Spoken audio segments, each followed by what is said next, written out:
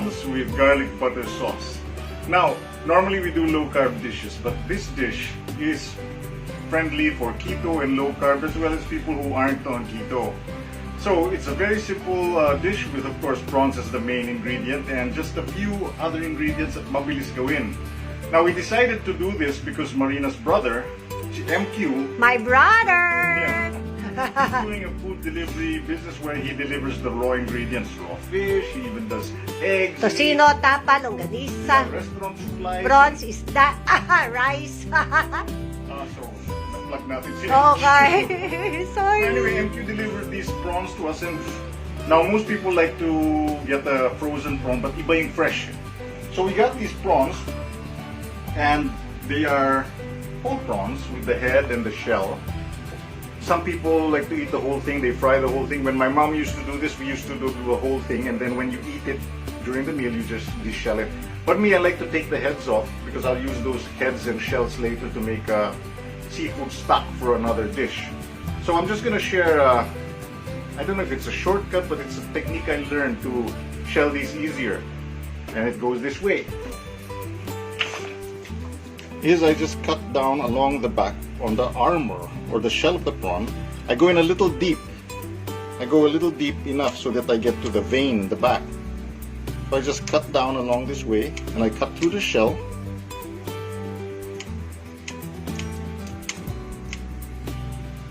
Down all the way to the bottom of the shell.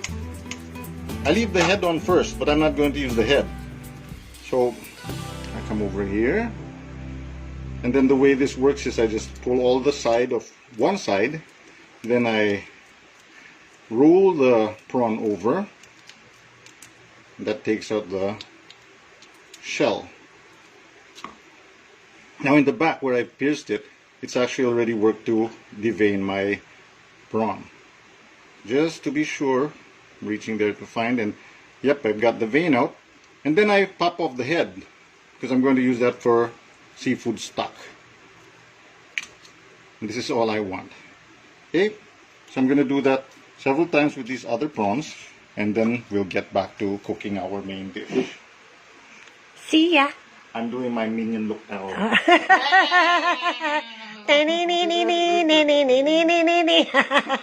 So we've already shelled the prawns, and it's quite a few of them. So now we're going to cook. Now what I've got is over low heat.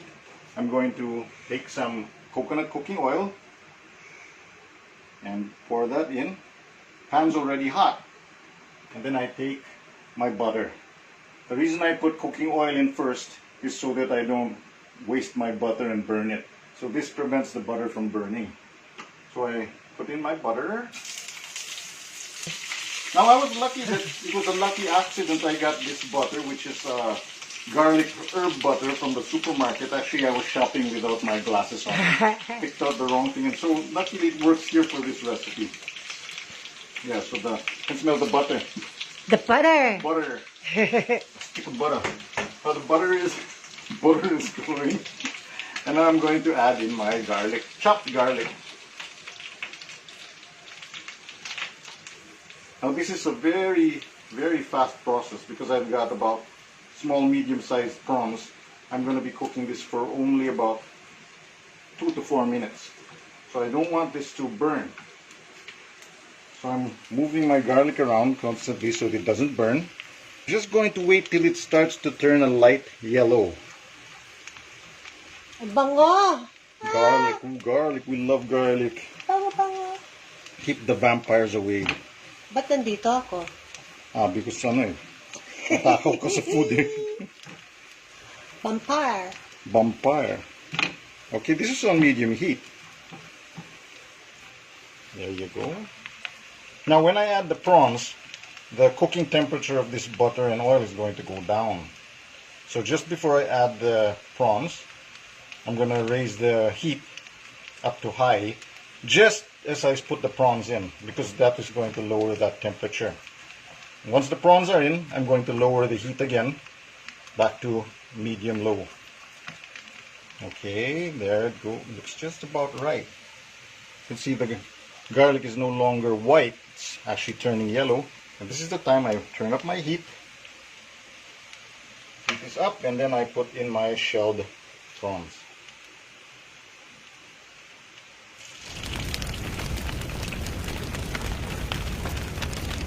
Look here is Bakit ayaw mo buhos na lang? because ano nga, the heat is going to drop down too fast. So hindi pwedeng isang buhusan. Oh, just a little at a time so that the cooking heat has a chance to catch up again.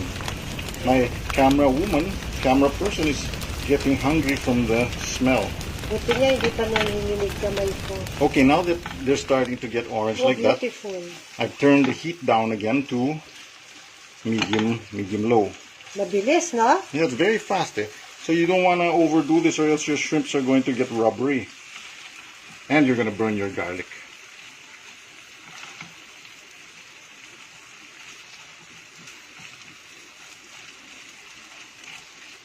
See, and the garlic continues to get brown as it's cooking. I just flip everything over so that all sides are cooked, and it's slowly going to incorporate the heat into all of these prawns. Now I add the dagdag pampalasa. This is already parsley flakes. I add in ginger powder, Spanish paprika, a couple of dashes, and then crushed black pepper. Now I just continue tossing this. Tocaminos! Cocoa, aminos.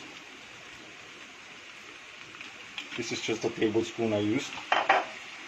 Oh, there's the smell. Just exploded with smell. And all of those spices I added are going to counteract the fishy, shellfish taste of the prawns. So I'm just going to keep cooking this a little more, about a minute or two more, and then we're going to start plating this for lunch. Yum.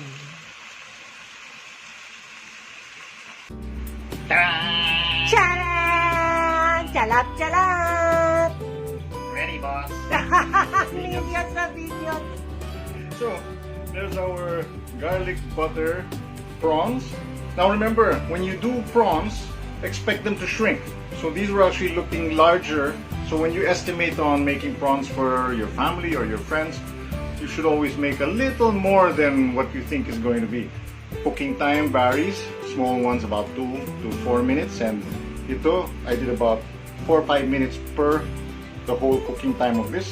And then while I let it rest, we made a Caesar salad on the side. May recipe din kami para yan.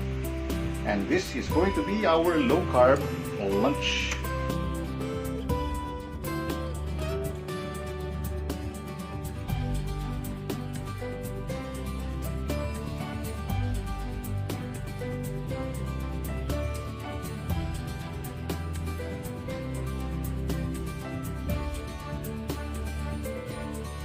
And look at the gorgeous prawn.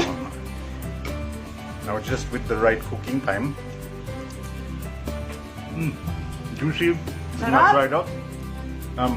My co-eater here doesn't want to be seen anymore because she's busy eating. Ang sarap-sarap. And it's a quick meal. We cooked it in about 15 minutes. Yung matagal lang was the prawn being shelled and deveined. Pero if you can buy it at the supermarket na already shelled and ready to cook, much mabilis. But simple, garlic, butter, a few more spices, tapos low carb pa rin. I ordered from my brother. Let's go! Gutom na ako, promise. Have a nice day, everyone! Bam! Hi! Today,